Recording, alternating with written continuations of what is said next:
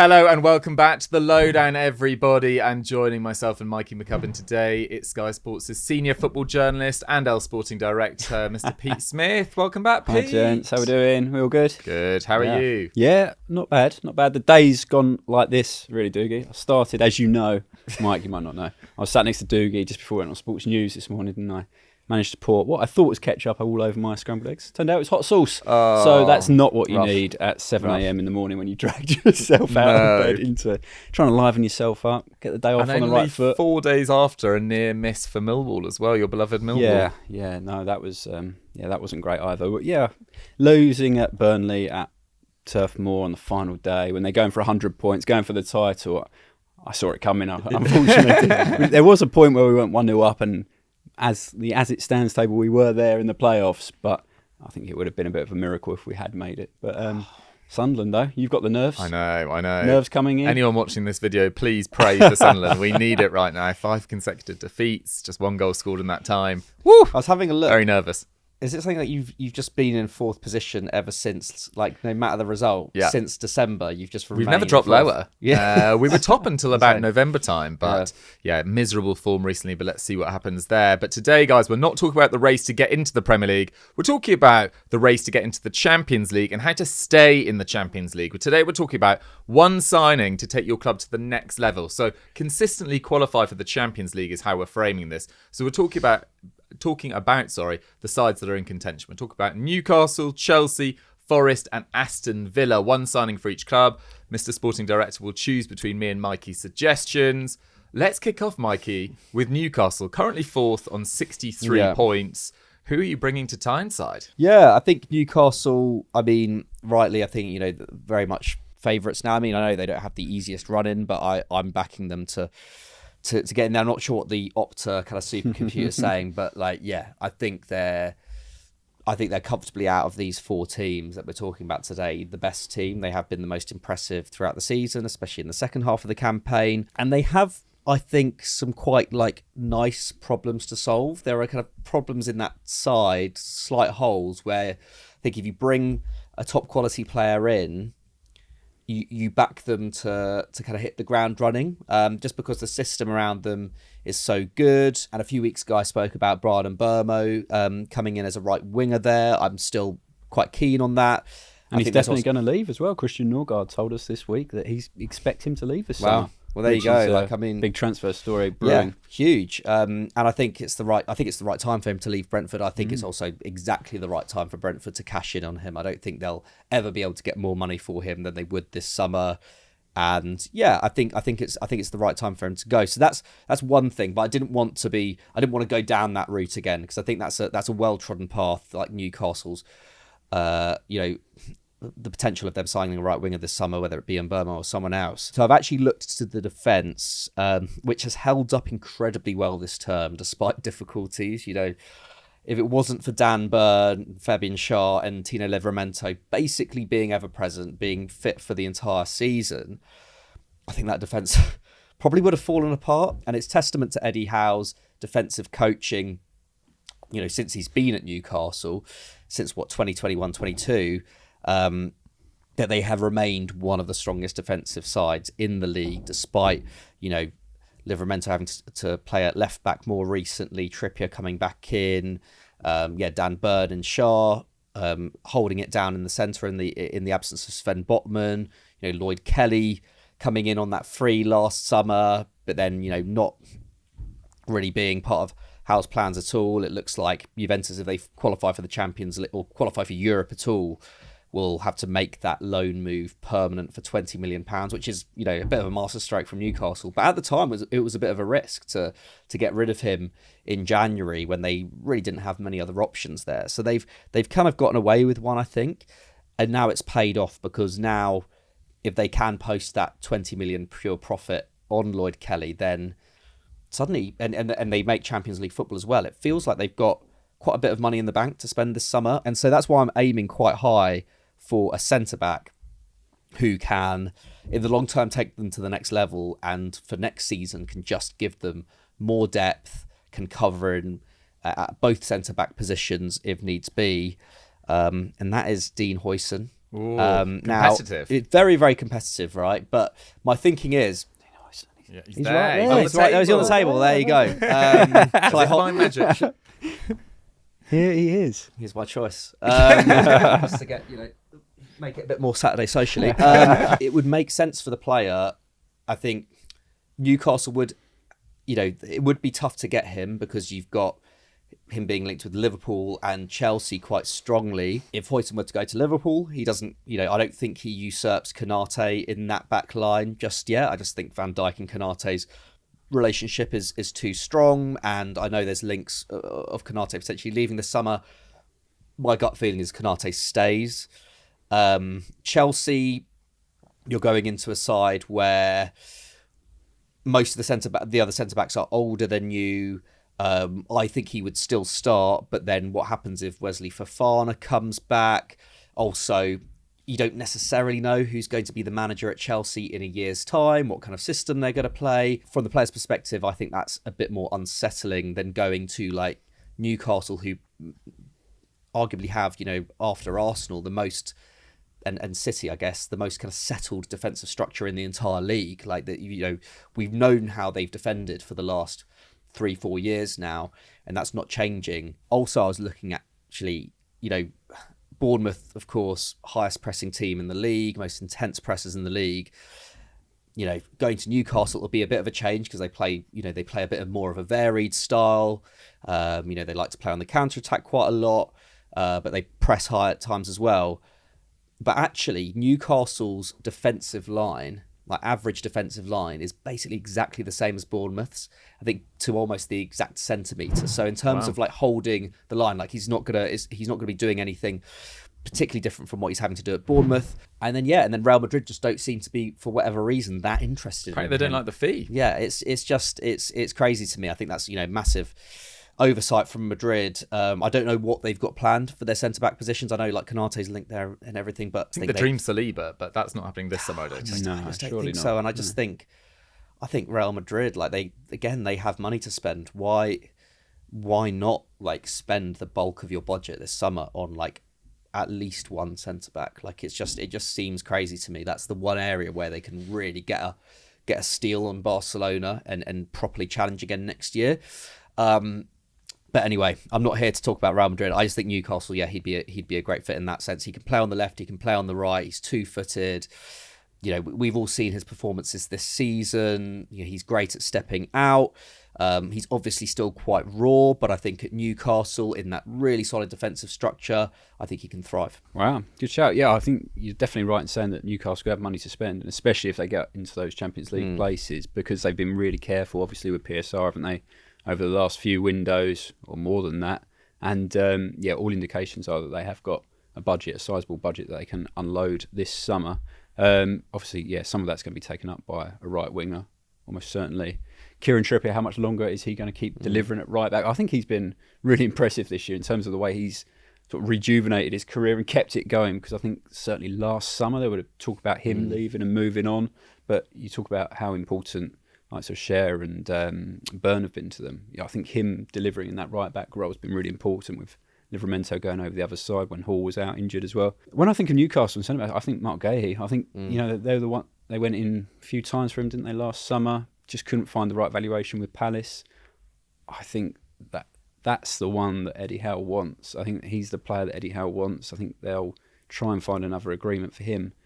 Do you think that Huijsen, that's stepping into midfield, coming forward, shooting, trying to play the through balls? I mean, it's brilliant to watch at Bournemouth. I was going to say, do you think that suits this type of defender that Eddie Howe wants? Because I think, to me, I look at Marc Guehi, who's good on the ball, but I think he's perhaps a little bit more conservative in terms of where he is on the pitch and where he goes on the pitch. He's more of a leader as well, I guess. Oh, he's a massive leader, which Newcastle have got all over the pitch, and he's obviously the type of profile player Eddie Howe wants. I'm reluctant to say that, with Hall going forward and Livramento going forward, that they want those centre-backs to sit, because that's not always the case. We see Burton getting forward up that side quite a bit as well. So it's not like Huijsen couldn't play in there, but I just not convinced that's the profile of player. But he's the one that everyone wants right now this summer, isn't he? And it's easy to get carried away with those kind of players, especially when it's a centre-back at 20 years of age who will, inevitably make some high profile errors in the next couple of years, which will, call into doubt, those early promising signs, like, always happens with young centre backs. But yeah, I guess I just would have faith. I think, I think first of all, like, I think his recovery pace kind of makes up for, any kind of adventures that he has into the final third. I think as well, I just think for the player, like going somewhere like Newcastle is, he gets such a great education there, and especially playing alongside Cher and Byrne, whose careers have, defensively have gone to the next level, even at quite a late stage of their career under Eddie Howe. So I just really like it from that perspective. I feel like there's a lot of, we could see, a lot of different elements to Huijsen's game get elevated. I guess the one worry is that there's bigger clubs on the table. If he were to go to Newcastle for £50 million, then what are the chances of him then securing another big move if he wanted to go to like Real Madrid in years to come? Because we know that once you're at Newcastle, it's quite hard to get you out of there, isn't it? Like if Bruno G hadn't gone to Newcastle when he did, he'd probably be playing for, probably play for Man City by now. If Alexander Isak hadn't gone there, who knows? Maybe he'd be at Real Madrid by now. Like, you never know. So, so that is a worry. But I just think at this stage of his career, it would be lovely for his development, and I think it would be great for Newcastle as well next season. I think the centre back market is going to be absolutely fascinating this summer with Huijsen, with Guehi. I mean, Guehi being linked with a return to Chelsea. That's an amazing. Fascinating story. There's talks about Christian Romero being Atletico Madrid's top centre-back target as well. Then Spurs will probably look at the centre-backs, and Huijsen and Guehi again. It feels like a lot of the top clubs in the Premier League will be competing for the same strikers and the same centre-backs. But with that in mind, I didn't want to go down the centre-back route, even though I think you are right to look at it, given the age of Lascelles as well, Byrne, Shah, all over the age of 31, Shah now 33. I actually do think they need a right winger. I know it's been widely talked about, and I don't mean any disrespect on Jacob Murphy, because I think he's had a phenomenal season. Mo Salah, the only player with more assists in the league this year. I think he's got the same amount of goal contributions in the league as Szoboszlai and Foden combined. Really, really impressive campaign from him. But clearly, as we've seen from Arsenal in particular this year, if you are competing in a Champions League, you need two players in every position. You need a deeper squad. 8 games guaranteed in the league alone. It costs clubs that haven't been ready for that. So it's not meaning that Jacob Murphy will never play again. It's not meaning that he needs to be sold or whatever, because if Jacob Murphy wasn't playing for Newcastle, he'd be exactly the sort of player that we'd be linking to Newcastle right now if he had these similar numbers at another club. So I think they need a right winger, and the player I'm going to suggest can also play centrally. He can play on the left. He's even played as a second striker and even as a centre forward during his time, and it's Takefusa Kubo from Real Sociedad. Now, I feel like this is an interesting one because maybe a year ago, this one felt pretty unattainable for Real Sociedad. He was being linked loosely as a sort of Mo Salah replacement if Salah was to leave Liverpool. But Real Sociedad have had a really difficult campaign this year. They currently sit 11th in La Liga. Emanuel Alguacil, their long-term manager, who's taken them into the Champions League knockouts. He's consistently sort of, a bit like Arteta, year on year, kind of improved Real Sociedad, or at least kept them at a very, very high level. I think they've never finished lower than 7th under him. He's leaving at the end of the season. He's said that the club haven't offered him a attractive enough contract to stay. And Robin Le Normand, who was their star centre-back, he left for Atletico Madrid. Mikel Merino obviously left. There was speculation around Zubamendi. And Real Sociedad have just had a kind of forgettable season. Not a disaster, but a forgettable one. And Kubo's kind of been sucked into that. At times, he hasn't even always been a guaranteed starter. And this year, just 5 goals and 0 assists in La Liga.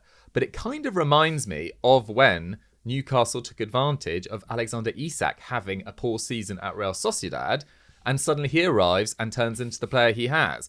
Because there is undoubtedly a player in Kubo that could go to the very top of the game and be amongst the top 10 players in his position in the world, which I don't think he's at quite yet. But he spent time at La Masia when he was younger, then returned to Japan, gets a move to Real Madrid, never makes an appearance for Real Madrid, sent out on a number of loans to Mallorca, to Getafe, but it's only really at Mallorca that it ever really sticks. Then goes to Real Sociedad, and across 133 games for the club, so coming up to 4 seasons, 0.3 goals and assists per game. And there is something really exciting about watching him, even this year, in a poor Real Sociedad side. You know, he leads the side for shots. Only Sergi Gomez, the former Man City player, who's now their left back, who's actually played further forward as well, has created more chances. He has got just this really fun way about him as well. And Real Sociedad fans absolutely adore him. And his contract does expire in 2029, so I think he'll cost a fair amount of money.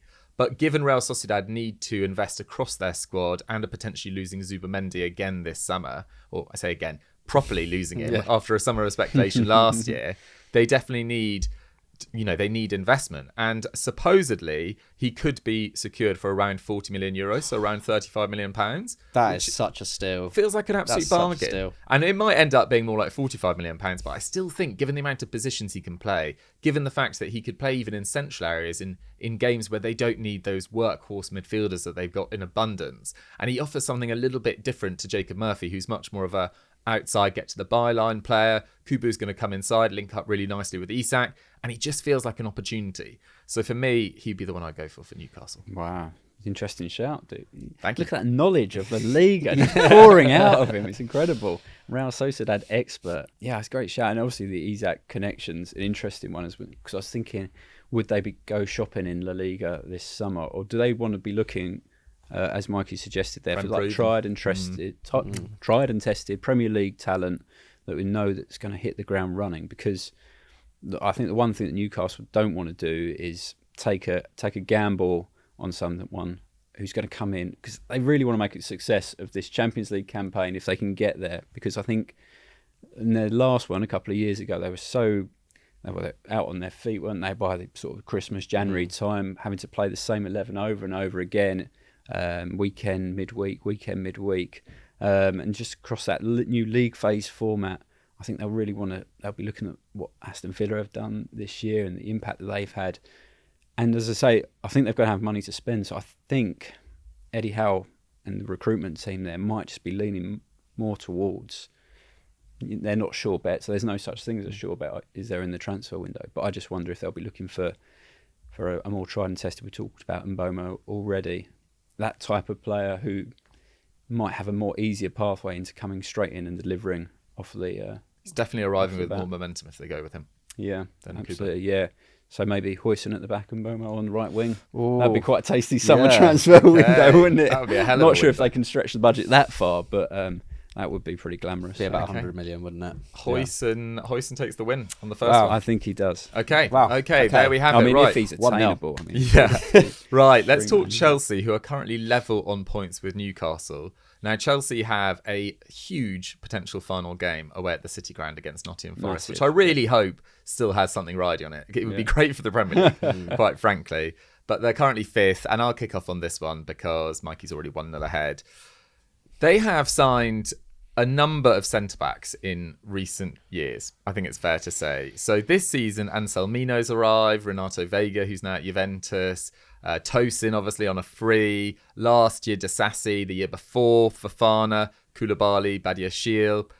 None of them have really, I would say, Fofana may be injury related, but none of them have played as well as you'd hope for. And Disasi and Badiashile at Monaco were a great duo as well, but it just hasn't quite worked out for whatever reason at Chelsea. And although that I think they will potentially look at another number 9, and I don't know whether Mikey's gone down that route, I do think they'll probably be looking at a long-term partner to Levi Colwill at the back, because Wesley Fofana, he's coming towards the end of his third year. I think he's played less than 40 games. It's pretty unfortunate, but it's quite shocking how little he's been available, especially given the fee he was signed for as well. So I considered Ronald Araujo at Barcelona, who I think Barcelona are always willing to sell a fringe player, and he is now a fringe player. I mean, Kabasi's emergence, Inigo Martinez is into his 30s, but that's a really lockdown duo, I think, under Hansi Flick. But Ronald Araujo is just not someone you sign if you want to fix like an injury issue, given his record there. So the player I'm going to suggest is, I was also looking at someone with a relative amount of experience, maybe with leadership credentials. A dream signing would be kind of Thiago Silva from 4 or 5 years ago. I do think Chelsea really missed that. But I just don't see Clearlake Capital going for that age range. There haven't been very many Thiago Silvas in the last 20 years. Like, how many centre backs can you say was still at the top of their game at 37 years old? It's just they only come around once in a blue moon. Yeah, Rolls-Royce. Exactly. So I went for someone who I can see them going for in Antonio Silva of Benfica. Now, he's coming towards the end of his third year there, but he's still just 21. But he's got 17 caps for Portugal. He's played at 2 international tournaments. This guy was really widely thought of a year ago, 18 months ago.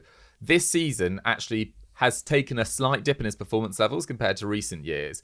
And I think Nicolas Otamendi is still locked down as Benfica's kind of first choice centre-back at 37, which is kind of just absolutely amazing. Then Thomas Araujo has emerged as the right back and centre-back option. But Antonio Silva, at his very best, an amazing passer from deep and very solid in the tackle, very dominant in the air. And Gonçalo Inácio and Antonio Silva are seen as the future of Portugal's defence. And when Ruben Dias, who's had a little bit of a more of up and down last 12 months, finally moves aside, they're easing him in already. And it's a very impressive succession line. You also look at how well Primera Liga centre-backs have generally done when they've had a big move. I've mentioned Ruben Dias, but Eder Militao as well. Other defenders as well, Nuno Mendes, Pedro Porro, stepping up instantly from the Primera Liga to a higher standard of football. And I don't have that many worries. And Antonio Silva, I think, just has more kind of class and calm on the ball than a Trevor Chalobah, who I still think I'd keep permanently at the club. But you've got to move beyond the Tosins and the Disassis, I think, at Chelsea. And their centre-back recruitment has been so bad that they really need to get this right.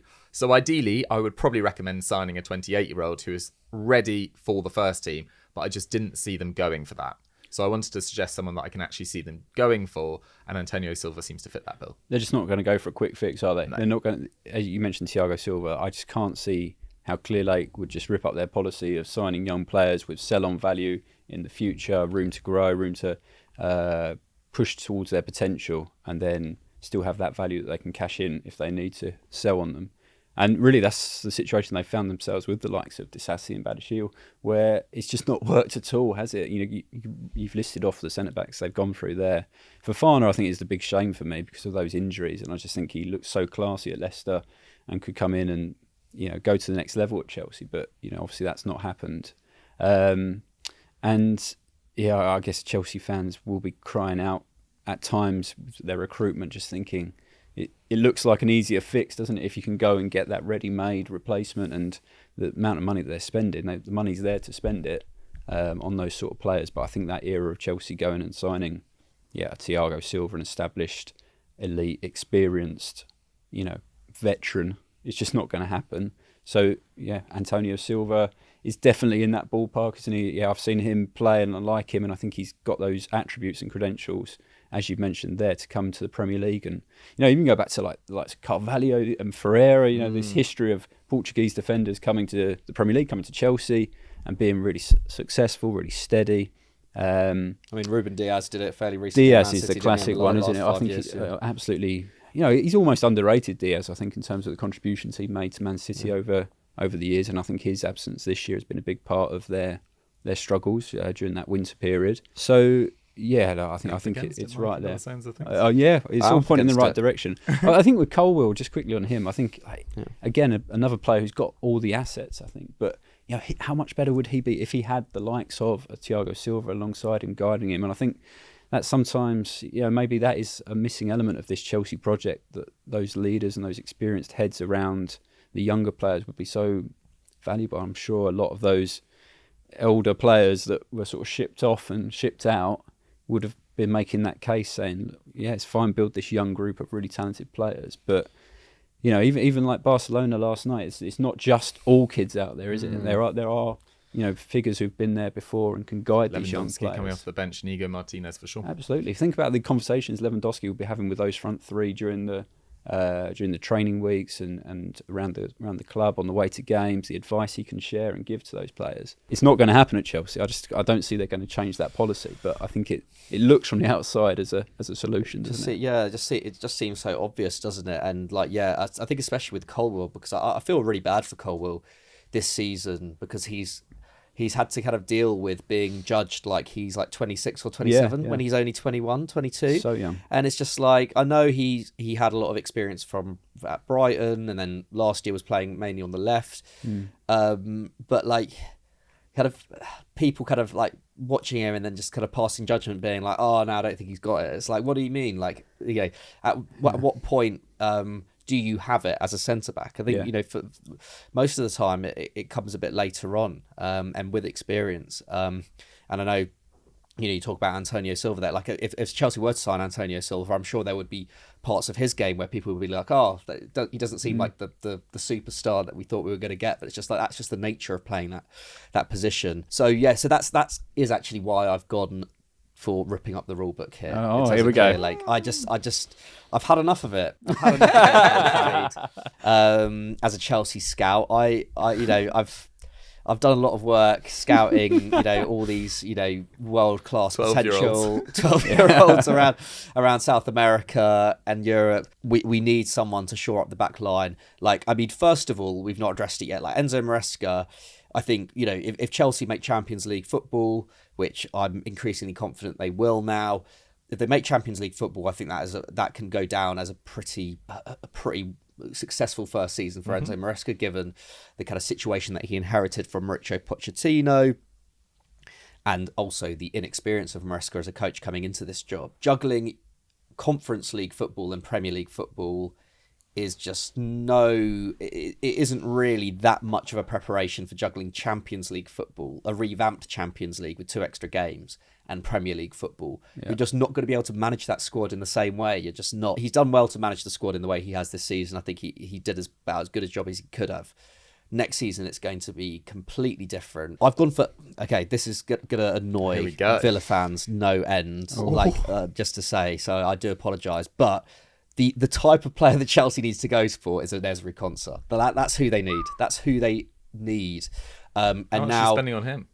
Well, I don't know. Like, probably upwards of £50 million. Chelsea have spent upwards of £50 million on a number of like high potential but like less experienced players over the last few years. They were willing to spend 60 million on Pedro Neto with the injury record that he has last summer, and are willing to persist with him. I think Ezri Konsa is, he is as sure a bet as you can get in this market. Tons of Premier League experience, nearly 200 appearances for Aston Villa since he moved there in 2019. He's 27 years old. He has become a real leader at the club since Unai Emery got there in 2022. Has spoken about that extensively. He's, primed to be potentially a future member of the England leadership group. Almost certainly will make it to the World Cup next summer. May well be a starter in that team. Of course, started the first 2 games under Tuchel, can play at right back as well, can play on the right of a back 3 if needed. If a new manager was to come into Chelsea and change up the shape a little bit. Great communicator, great on the ball as well, and obviously great defensively too. I just think he's kind of got everything that you need. He's not particularly flashy, but he has a great football brain, that comfortability with playing out from the back, but also not getting carried away. Communicating well, really has been the rock in that Villa back line over the last 2 years. I just can't imagine. I think it's an amazing suggestion. I think he's a phenomenal player. Like, his tackle success rate for back-to-back years has been amongst the highest in the Premier League. I think last year it was the highest in Europe. Amazing defender. Everything you've said is correct, but I think £50 million is really low for what Villa would ask for. I can't imagine them parting with him for less than 80. He's so vital for them. Like, Mings is always injured. Pau Torres has always been injured regularly. Well, a lot this season at least. They need a right back. They've got forwards to sign as well. Like, why on earth would you let Ezri Konsa go for less than 80? I potentially agree. I don't know whether, I think 80 is quite steep. They could just price him out of the market completely. But you don't know what's going to happen at Villa. Like, they are going to make sales this summer, right? Like, it seems like Ollie Watkins is maybe the most major player that they could be willing to sell. And it depends what they want to do. Like, this is a Villa team that have always been keen to invest every single summer and are willing to make sales. I kind of agree. Like, Konsa is really difficult to get hold of. But if it was, in an ideal world, if it was between Konsa and Guehi, for example, who is more gettable out of Palace this summer with his contract up next year, I would rather Konsa, I think. Guehi would be also amazing, but I kind of didn't want to go for him because he felt like the more obvious one. I think Chelsea are going to go for him, but if I were to have my way, I think Konsa Konsa would make so much sense in terms of taking that Chelsea team to the next level. Yeah, I guess it's Konsa or Silva? Well, yeah, Konsa's absolutely fantastic player, and I think he would be a brilliant fit for Chelsea. I think that price is an interesting one because I think when we go back to, I mentioned it already in this show, back when Newcastle were bidding for Guehi and Crystal Palace, we're looking at the numbers that were paid for the likes of Harry Maguire, and you're saying, well, if this is an England starter, that's the price. But I don't know if we've come down a little bit from those heady days where you were paying sort of 80, 90 million pound for a centre back. And, in this, fictional game of who's qualified for the Champions League, if Villa haven't, then we've spoken this season, Dougie, about their huge wage budget they've got. 96%. Yeah, 90% of their turnover, isn't it, is going on wages. And that's obviously a factor if they're looking to get Marcus Rashford in permanently, because I think it was Hughes who said his wages are pretty much double what the highest earner is at Villa. Camara, Emi Martinez and Tielemans are their highest earners on 150, and Rashford's on well over 300, at the moment. Yeah, so I mean, obviously the Villa, situation and landscape changes if they get Champions League again and can build on this season. Obviously this will be a bumper year of revenue. But, if they don't and it's a step back and that budget goes a little bit, then, Chelsea put a number on the table for the likes of Konsa, and they'll have to decide on it. I think he'd fit right in, obviously come back to London after coming through at Charlton as well. And you mentioned England. I think he'd be, I think he looks like he's going to be a major contender for a starting spot at that World Cup. We just saw glimpses of him doing it at the Euros, but I think since then, I think his stock keeps going up and up. Speak to Villa fans, going back, you mentioned he's been good for the last couple of years. When they were coming up from the Championship, everyone was raving about Mings at the time, but all the Villa fans who were there every week watching them closely, they were like, it's Konsa, you need to watch. And I think his step up to Premier League's been superb. So, yeah, I mean, if we can find the right figure, Mikey, Gosh, I'm up against it. Wow. It is reliant on Villa missing out on Champions League. You're right, but I think I do. Yeah, it will be tough, but you never know. I think it's also a case. It's one of those cases where, like, if you can turn the player's head, and I think Konsa, may well be incredibly loyal to Villa, and Villa's the project at Villa under Unai Emery is, from the outside, as attractive as Chelsea, but you never know when a if a project like Chelsea comes along. You're 27 years old. If you want, you've been at Villa for a long time. Maybe he'll feel like maybe it's time for a new challenge. And there's, Chelsea in 2-3 years' time, maybe have a higher ceiling than Villa. Okay. 2-0 to Mikey. Ezri Konsa to Stamford Bridge. Villa fans are going to love that. Right, let's move on to Nottingham Forest. They are currently 6th. They're on 61 points. Now, this is a really interesting one because I think if Forest do make European football next season, any form of European football, they're going to need a considerably deeper squad. I think that's fair to say. 7 of their most used players this year have started at least 30 Premier League games, which is pretty rare once you also factor in European football. So I think there's a couple of different areas to look at. Their depth behind Milenkovic and Murillo at the back I don't think is amazing. There's Morato there. There's Willy Bolly, who's out of contract and is also 34. We're not quite sure what's going to happen with Alex Moreno, who's currently out on loan. Toffolo's also out of contract as well. They're currently negotiating with Ola Aina over a new long-term deal as well. Thoroughly deserved if he gets one, which I think he probably likely will extend with Nottingham Forest. So I can imagine a defender coming in. But I also think they need to look in the forward line because Chris Wood is 33 and has shown signs of slowing down, I think, in recent weeks. Not in terms of his career, just like after an amazing season. Just 1 goal in his last 10, I think it is now. And Awoniyi is just not trusted by Nuno at all. I think he's played 395 league minutes this season, so not trusted whatsoever. So I think they need a young, talented striker that is willing to be a rotation option with Chris Wood for the first season. Step forward, young Strasbourg striker, Emanuel Emegha.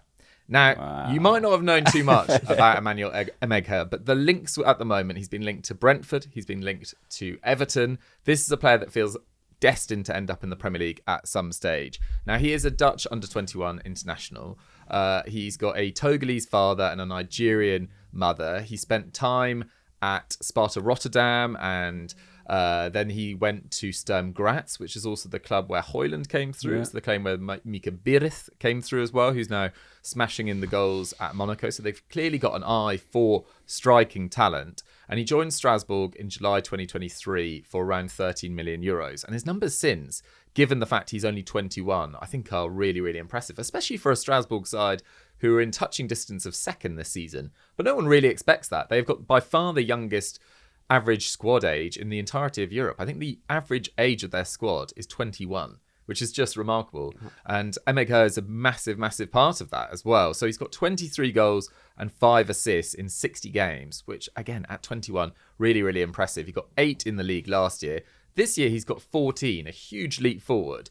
And the players that are ahead of him in Liga are Ousmane Dembele, Mason Greenwood, Jonathan David, and Arnaud Kalimwendo. Jonathan David getting a little shout out. And they're the only players to score more than his 14 Liga goals, which is really, really impressive. And look, those names are much more established than he is, playing for sides with a much bigger budget. Well, not necessarily a bigger budget, because Strasbourg, with the links to Chelsea, do have a big budget, but much more established at the top end of French football. And so it's a really, really brilliant story. And in terms of his skill set, I was watching him yesterday. There's a really fun player to watch in there. A little bit of a throwback in that he's got these. He's quite tall, languid, got these low socks. His hold-up play is excellent. He completes 80% of his passes, which for a striker is crazy good. Most strikers is around 60%, 65%. 80%, really, really composed on the ball, can play others into space as well off him, which for a Forest side that no matter who they bring in this summer will still be playing counter-attack football under Nuno. I don't know why you change from what is clearly a winning formula for them. Playing in Elanga, playing in Hudson-Odoi, playing in Morgan Gibbs-White, off you, so impressive. And then this year, 0.76 expected goals and assists per 90. So every, 3 games, he's expected to grab 2 goals. Wait, hang on. Something like that. Yeah, something like that. Something like that. And that is the same as Lamine Yamal at Barcelona this season. Obviously, Lamine Yamal is playing in a higher standard of league, but also he's playing for Barcelona, playing for Strasbourg and putting up those numbers. Wow. Really, really impressive. He gets 55% of his shots on target, which again, really, really impressive. Most top strikers around, I think Haaland's around 45%. So 55%, that's the 5th best record in France. And a lot of those players that are ahead of him in France for shots on target are taking fewer shots, and they tend to be midfielders taking, 10 shots per season. Emegha is way, way above that. So you look at the impact that he's had for a Strasbourg side that are chasing European football, that have been one of the feel-good stories. You look at the impact he's had in big games as well. He scored against Rennes. He scored twice against Lyon, twice against Lille, Marseille, Lens, Nice. The biggest games in France against sides that are of a similar stature to Strasbourg this season. He's delivering in. He's contributing in. And I think he will end up in the Premier League in the next 2 years. I know what you might say, Pete, like this is a little bit of a risk. But I think with Chris Wood there, you can have a season of adapting to the Premier League and get ahead while you can, because this is a player that feels like he's got the Premier League written all over it. You can even imagine if he has another similar season to this last year, another 15 goals in Ligue 1, maybe even Chelsea bring him in as like their second choice striker next summer. So get ahead of it now. Wow. Secret's out now, isn't it? It's gone. What a sell. That was really impressive. Yeah, big sell. Impressive from him and impressive I only just from about you, nailed his Dougie. name. I'm still working on his name, but it is impressive. No, I mean, he sounds like he's ticking a lot of boxes in terms of, as you say, that alternative to Wood, bringing in the other players. And, you watch Forest play, and that's just so important, isn't it? That link play between the likes of Elanga and Gibbs-White and Hudson-Odoi. Yeah, exciting. Sounds good. Okay. Sounds good. Big pitch. I'm up against it now. I'm really up against it. Do we have a price? Sorry, do we have a price for what do you reckon? It's a very good question. He signed for 13 million euros, as I said, 2 years ago. I think Strasbourg would probably be looking for 35 million euros. That probably seems about fair. So about 30 million pounds. And you think Forest be looking for an alternative, like a backup to Wood, like in a 1 years at the moment, rather than trying to go out and find a new frontline striker? It's difficult, isn't it? I don't think you want to totally move beyond Chris Wood just yet. I mean, the links they've been linked with Matheus Cunha, which obviously if you can get Cunha in your Forest, like 100% do that. And that's a different calibre of player. He's not a natural number 9. And also there is something about the fact that Elanga, Hudson-Odoi, Gibbs-White, they can kind of grow together. Emegha fits that really nicely. The issue for them is also, not only do you potentially need a striker, whether it's a starter or not, you also need to think about if Gibbs White is leaving as well, because the rumours with Man City just continue to swirl and swirl. Honestly, I think that's the priority. That's what I've gone for. Is that what you've gone down? I just think if City come in with a bid, Gibbs White leaves. Like, he's got 2 years left on his contract. I think it's as good as a done deal. I think Florian Wirtz, seemingly wanting to go to Bayern Munich, and the expense of it all, but I think mainly the fact that he seems to have his heart set on Bayern Munich, I think has, in effect, given Nottingham Forest a real headache this summer, because Gibbs White, I think replacing Gibbs White is a much harder task than bringing in a backup for Chris Wood, or even bringing an upgrade for Chris Wood, because there are tons of strikers on the market this summer. Even though lots of big clubs are going for strikers, I back Forest to get someone who can score 10 goals a season, whether it be Emegha or someone else. Whereas Gibbs White does so much work off the ball as well as on the ball, and has just become the real heartbeat of that attack, and really is the kind of defining player of Nottingham Forest's improvement over the last kind of 2 years. That I think it's going to be a really tough task, but I think they are going to have to do it, and I think if that move happens, which I expect it will, that's going to have to. I think Gibbs White replacement is going to have to take priority. But the problem is with that is that, unlike getting a striker in, there just aren't many. There aren't that many attacking midfielders out. I mean, maybe a Matheus Cunha would be a shout, but it just looks like he's going to go to Man United. If Man United are in for him, he seems to want that move. And what do you do if you're in Cunha's situation at 25 years of age? Do you go to Nottingham Forest, who are in a much better moment right now, and you'd probably suit their style of play as well? Or do you go to Man United, where you're definitely going to get paid more, and just the allure of playing for a club that size? Who do you back to be in a better position in 2-3 years' time? You probably still think Man United. Maybe. I don't know. Who knows the way that United have been over the last few months? You don't know who you're going to be playing for. But I think Cunha would. Forest a massive club, but I think Cunha would relish the glory, the stage. Yeah, he's kind of got the and, ego for it, doesn't he? Like 100%. The opportunity to maybe almost become a Bruno-esque kind of player, where everything's going through you, and you're really being relied upon. Because you do definitely still have an allure. Like, even last year, I know it'll be harder this year, depending on how it goes in the Europa League, but you still sign Matthias de Ligt, Mazraoui from Bayern Munich. You still got Amorim to leave his job at Sporting to take over when you were in the pits already. And I know this season hasn't gone to plan, but I think the idea that Man United can't attract top players, you definitely still can. I don't know how much longer that lasts for. If you finish 15th on back-to-back years, whether that still happens. I think the bigger question is, can they afford to buy them? I think can Yeah. they afford the transfer fee? Can they afford the wages now with the way the budgets are? We've all seen the interviews with Sir Jim Ratcliffe and how close they were to going out of business at Christmas, etc. But basically, the massive offloads and streamlinings have to do off the pitch and around the club generally. The money just isn't there at the moment in Man United, unless they win the Europa League and get to the Champions League. Everything. That really is everything to this going to summer. affect the budget massively. Yeah, huge. So I haven't gone for a player like Cunha. I have gone for a potentially, should be a much cheaper option than Matheus Cunha.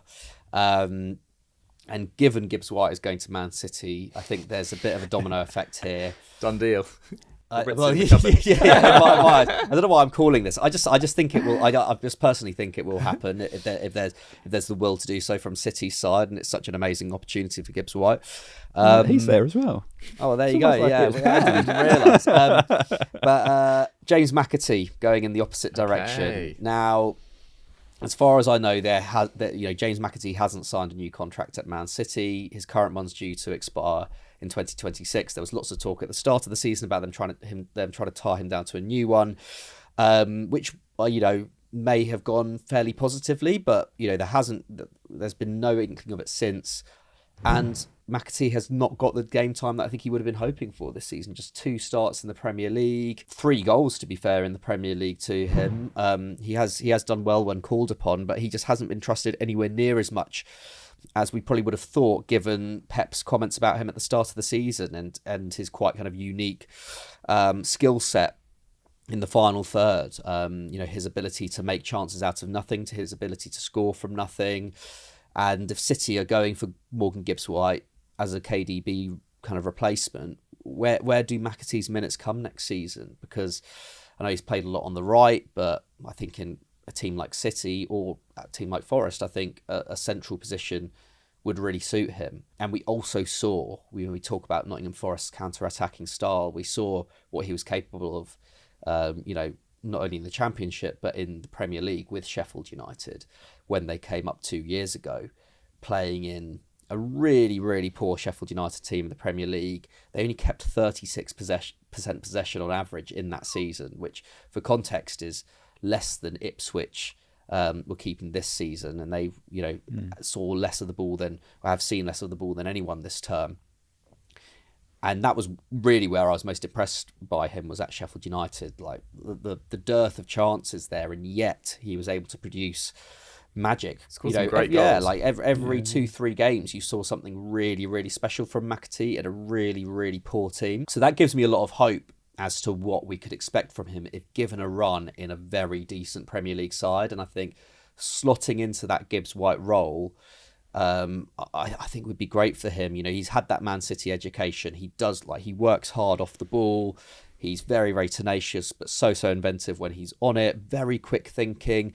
I just think he'd be the perfect kind of guy to be picking out, Elanga and Hudson-Odoi when they're bombing forward, and then arriving late in the box for cutbacks. I just think he'd be great. And next season as well, Forest will have to deal with teams that sit off them a little bit more, because they've been burnt by the way that Forest have played this season. And I think McAtee, similar to Gibbs-White, is someone who can deal with that. He has the creativity to be able to deal with deeper lying defences, and with a contract potentially up next summer, could be quite gettable. I just don't know how much longer City can hope to really keep him around if the opportunities aren't coming. Nico O'Reilly, albeit a left back, has received more opportunities than him of late. I just struggle to see where the minutes are coming from next season for him. Yeah, sometimes with these young players at Man City, it almost feels like they have to go out of position to find their way into the team, and then can work themselves into the position they want to actually play long term. When you're talking about him, I love watching him play because he's a style. He's a classic player who's come through the City Academy. You can recognise it, can't you? It's a bit like Foden or someone like that. It's just they've got that touch about them, haven't they? And the way of playing and the balance and the way they move. A bit like that Oscar Bob. She's always gliding at times with the way they play. I was just thinking about a few things like Pep said this season, because quite recently, obviously McAtee's suddenly started getting a bit of a run of game time, and Pep said, if we'd realised we could have used Macca, as he calls him, a bit more than perhaps we should have done over the winter. And he was thinking maybe that was one of his regrets, that when they were really chopped down by injuries and really stretched and flagging in that middle part of the season, that he didn't use McAtee, didn't trust him at that point. So does that mean that now he wants to trust him and use him? But then he kind of said as much at the start of the season, and then kind of went back on it, which really kind of surprised me. Not that much, because I know Pep can be reticent to use his younger players, but from McAtee's perspective, I feel like that's almost a little bit of a breach of trust. It's like, well, you publicly said that you were going to use me, then you didn't, and now you're saying you regret it. It's like, well, what was the thinking? It's difficult to know where you stand. But then I was at Wembley for the FA Cup semi-final win, and afterwards, Rico Lewis played really well in that game. And he was saying, Rico Lewis is like one of the best players I've ever seen, moving into the pockets and half turns and all this, and getting in these areas like Phil Foden does. So then you think, so is Rico Lewis now? Has he gone from being that hybrid left back, hybrid right back, stepping into midfield, to now competing with Foden for like a number 10 role or a right side of the attack role?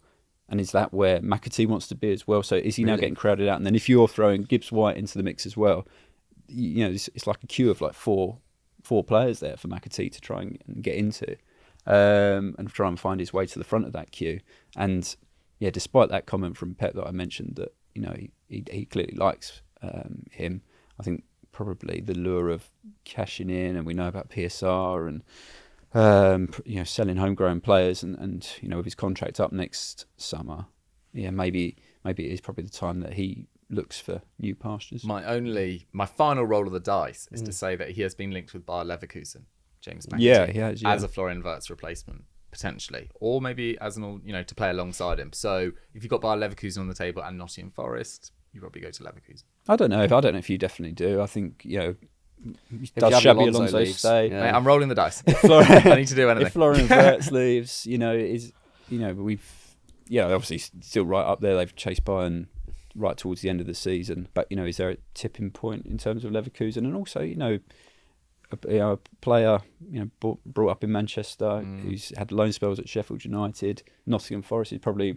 in terms of family and adapting to the new club, that's a much more easier transition than going off to Germany. I know lots of good young English players have thrived in Germany when they've gone out there, and that's probably a bit of a buzz, I imagine, around the England youth teams where they're talking about, what's it like being at Dortmund or wherever. But I think still probably the majority of English players would stay in the Prem. So, who are you going for then? James McAtee to Nottingham Forest or Emmanuel Emegha? Well, I haven't given you one so far, do you? But you don't have to out of sympathy. I really did love. I really loved works. your pitch. I did like the pitch, and I'll go with that. Oh, nice. Okay, that surprised me slightly. Right, he's left the door ajar for Aston Villa. Mikey, Okay. you're 2-1 up, going to the final one. Aston Villa currently in 7th on 60 points. Yeah. We kind of touched on it, but a lot of their transfer business does seem to really depend on where they finish in this league campaign, as with every side. But the futures of Rashford, Asensio, etc. Where have you gone with Villa? Marc Guehi as the replacement for Ezri Konsa. No, I'm joking. I better make this one good because I'm sure that Villa fans are in the comments actually telling me Win them at back. the moment I need to win them back. Yeah, I think with Villa, the Villa's the most interesting situation out of the lot because they are really on the outside looking in this Champions League race, right? Like they've had the hardest run in and kind of points difference to make up and goal difference to make up for quite a while now. And to be honest, I think they've done really well, especially contending in the Champions League as well, to still be in it at this point, given that they've had so much to deal with this season, injuries, etc., lots of squad turnover, Duran leaving in January, Rashford and Asensio coming in. They've rolled the dice a lot, and I think this Villa project still looks super, super exciting. Unai Emery feels like he's going to be there forever at this point. The one decision which I think they should avoid, whether they get Champions League football or not, is I just don't see the value in them signing Marcus Rashford this summer.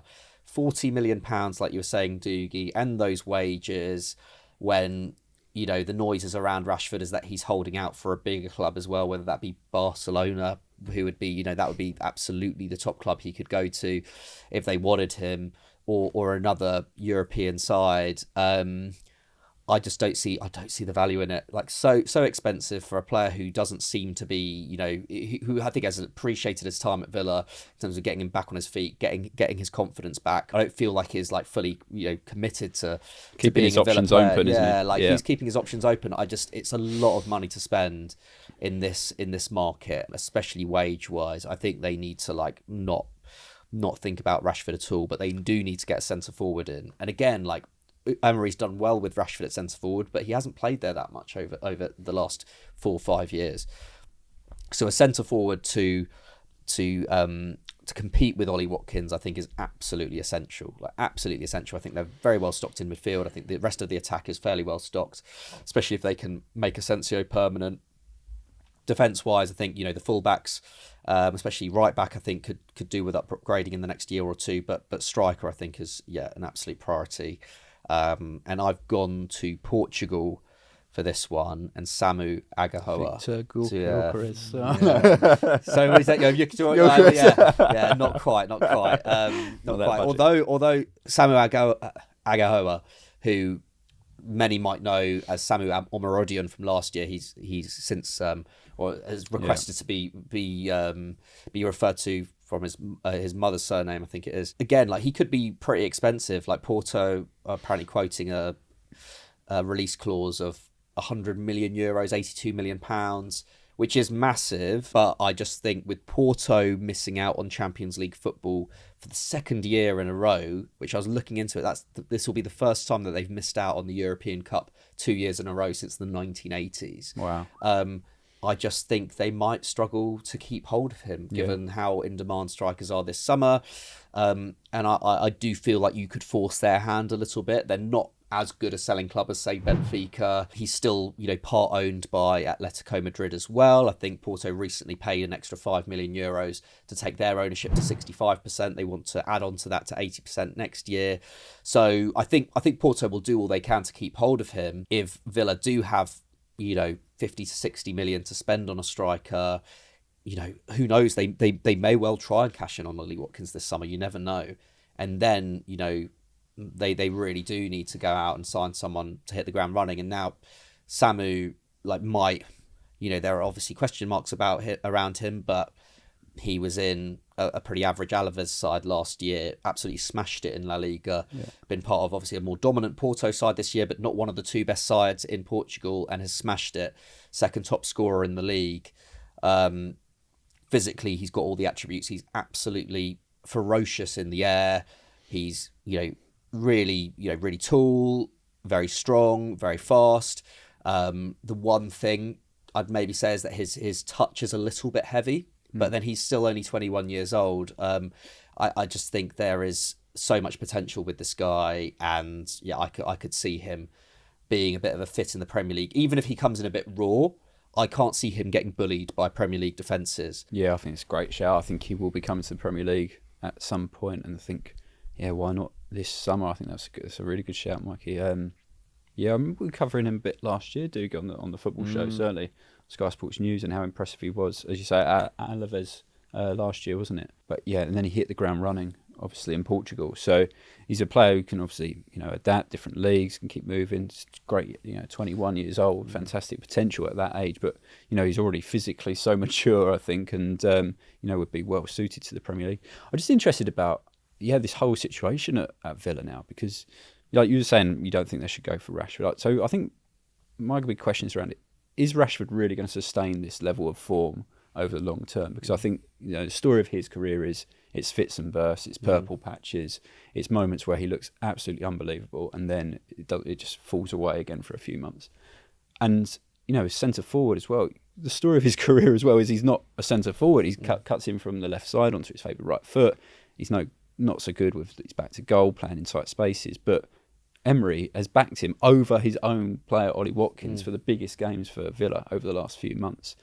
And while this is going on, I was saying it's a little bit of a dangerous game because, yes, this is top level football. Yes, you all need to be fighting for your places, competition for places. But I thought Emery was maybe in a little bit of danger of alienating Watkins. I'm not sure if that's the right word, but certainly upsetting him. He said that he was fuming that he didn't get a start against PSG. So, when it comes around to the summer, comes around to the transfer window, we know, Arsenal made a bid for Watkins in January, didn't get to the value that Villa would have wanted or anywhere near it, really. But if they come back with another figure, is Watkins then saying, look, Emery, you didn't trust me in the big moments of the season, I'm willing to go. And then if Rashford doesn't come because you don't want to pay, blow your wage structure out of the water because he earns twice as much as the rest of your players, your best players, or if he wants to go somewhere else, then what are you left with? And, I think when Rashford was signed, he wasn't signed as a competitor for Watkins through the middle. I don't think that Emery particularly wanted that Watkins-Duran, battle going on again where they were sort of fighting for one spot. Every week, wasn't it? It was a talking point every week. He probably saw it as having Rashford as an asset on the left side and then Watkins through the middle. And, so I don't know if is he looking now in the summer for a centre forward to replace Watkins and Rashford, or is it someone to fight with Watkins, or should they be looking for a left-sided attacker? Absolutely. I think that you've potentially lost your star striker for a low knee, and the low knee might not stay with you. And I totally get where you're coming from there. And also, if you had a blanket look around Europe right now, the striker profile that they'd probably be looking for is someone like John Duran, who they sold in January. So they arguably want to sign a John Duran level of player who's ready to explode and be able to either explode at Villa and take them to new heights or be sold eventually for profit. So that's... You wouldn't turn down that fee that they got from Saudi Arabia, would No, you? but would you plan to sell both of them in back-to-back windows? No, because then you need to find two strikers and a left winger. But they're on such a tight line with PSR, as you said, for so long, and with this wage issue as well, that they've had to do some clever... clever is one way of putting it, but a little bit of, sort of bookkeeping, let's say. Another player they keep on being linked with is Kevin De Bruyne, which I find fascinating in that it's an amazing, attractive name. And it does feel like Villa have kind of gone towards names in the last 6 months, like Asensio, Rashford, big name players coming in. Kevin De Bruyne would fit that as well. And look, there's so much romance to signing Kevin De Bruyne. And he's clearly at Premier League level right now in the last month or so when he's been fully fit. But let's not forget he's missed close to 50 games since the start of last season. He's 33. He's one of the Premier League's best paid players as well. I wouldn't go and sign Kevin De Bruyne, even on a 1 year, 2 year deal. I just think, what does that mean for Morgan Rogers' development? And look, he's an amazing player, and I'd love to see him go and have a great swan song wherever it is. But for Villa, who are upwardly mobile, I just wouldn't go and spend that money on De Bruyne unless he's taking a massive wage cut, and which might be possible.